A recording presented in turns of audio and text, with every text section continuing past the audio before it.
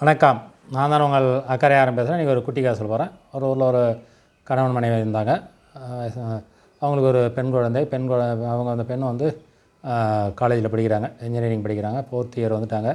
அவங்க படிக்கிற காலத்தில் ஒரு சரியான பாடத்தை அவ்வளோ படிப்பாங்க, சுமாராக படிப்பாங்க, அவ்வளோதான்.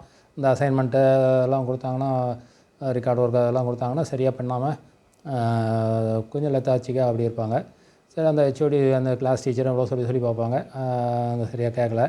அவங்க ஹெச்ஓடியும் சொல்லி பார்ப்பாங்க, கேட்கல. சரி, இதுக்கு வேறு வழி கிடையாது, இவங்க பெற்றோர்களை தான் கூப்பிட்டு சொல்லணும் அப்படின்ட்டு பெற்றோர்களை கூப்பிட்டு சொல்லி அந்த பெண்ணுக்கிட்ட சொல்கிறாங்க. அந்த பெண்ணும் வராங்க. அவங்க அப்பாக்கிட்ட, அப்பா எங்கள் ஹெச்ஓடி வந்து உங்களை வர சொன்னாங்க அப்படின்னு சொல்லுவாங்க. உடனே அவர் என்ன இதெல்லாம் ஹெச்ஓடிலாம் வர சொன்னால் நான் எல்லாம் வர முடியாது, நீ உங்கள் அம்மாவை அழைச்சிட்டு போ அப்படின்வார். ஐயோ, அம்மாவை அழைச்சிட்டு போனால் அவங்களுக்கு பதில் சொல்ல தெரியாது, வேறு தப்பாக சொல்லுவாங்க, என்னென்ன மாட்டி விட்ருவாங்க.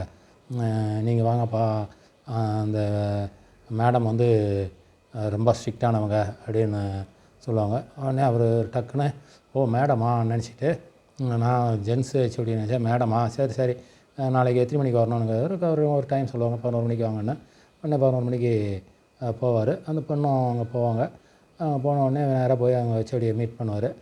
மீட் பண்ணிவிட்டு உடனே அந்த ஹெச்ஓடியை ரொம்ப புகழ்ந்து, மேடம் இப்படி திரும்புங்க அப்படி திரும்புங்க அப்படின்னு சும்மா இது பண்ணுவார். அவர் அவங்கள உற்சாகப்படுத்தி பேசுவார். நீங்கள் வந்து ஒரு இந்த இந்த பக்கம் பார்த்தா இந்த நடிகையுமே இருக்கீங்க, அப்படி பார்த்தா இந்த நடிகையுமா இருக்கீங்க, அவ்வளோ நல்லா இருக்குது, உங்களை வந்து இந்த டைரக்டர்லாம் பார்த்துருந்தா உங்களை ஒரு சினிமாவில் நடிக்க வச்சு நீங்கள் பெரிய ஹீரோயின் ஆகிருப்பீங்க அப்படி இப்படின்னு ரொம்ப புகழ்ந்து தள்ளுறாரு.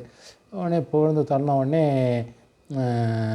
இவங்க அந்த அம்மா ஒரே அந்த புகழுக்கு மயங்கி ஒரே இதாக இருப்பாங்க. அப்போ வந்து அவர் கேட்பார், என்ன மேடம் ஏதோ பந்து பார்க்க சொன்னீங்களாம், என் பொண்ணு இப்போ சரியில்லை, அது இல்லைன்னா கம்ப்ளைண்ட் பண்ணிங்களாம், என்ன சொல்லுங்கன்னு கேட்பார். உடனே டக்குன்னு ஏற்கனவே அவர் அவங்களுடைய புகழை பாட்டார் இல்லையா, உடனே அவங்க அதெல்லாம் இல்லை, அதெல்லாம் ஒன்றும் இல்லை, அது நான் நம்ம பொண்ணு மாதிரி, நீங்கள் அதெல்லாம் கவலைப்படாதீங்க, நான் உங்கள் பொண்ணை நான் பத்திரமா பார்த்துக்கிறேன், நீங்கள் அதெல்லாம் கவலைப்படாதீங்க, நான் இன்டர்னல் மார்க்லாம் நல்லா போட்டு அவங்க நல்லா பரீட்சையெல்லாம் நல்லா பாஸ் பண்ண வைக்கிறதுக்கு இது நல்லா சொல்லி கொடுத்து அவங்களுக்கு பாஸ் பண்ண வைக்கிறேன், நீங்கள் கவலைப்படாமல் போங்க அப்படின்னு சொல்லி அனுப்பிடுவாங்க. உடனே ஒரு ஹாப்பியாக வந்துடுவார். உடனே அவங்க பொண்ணு பார்த்து ஆச்சரியமாக, என்னப்பா இது, என்ன அவ்வளோ திட்டினாங்க, நீங்கள் சொன்னது இப்போ உடனே அவ்வளோ சிரிச்சுக்கிட்டு இருக்காங்க, கொஞ்சம் கோபமே படலை அப்படின்னாங்க. இல்லை உனக்கு ஏன்னா அவங்க ஃபோன் நம்பர் வேணுமோ, அந்த ஃபோன் நம்பர் கூட இருக்குது, எதாவது வேணும்னா சொல்லு, நான் ஃபோன் பண்ணி கேட்குறேன் அப்படின்னு. எல்லாம் ஒன்றும் வேணாம்ப்பா, நான் பார்த்துக்கிறேன், எனக்கு ரொம்ப சந்தோஷம், இனிமேல் இந்த ஹெச்ஓடி திட்ட மாட்டாங்க அப்படின்னு சொல்லிட்டு அவங்க போயிடுவாங்க.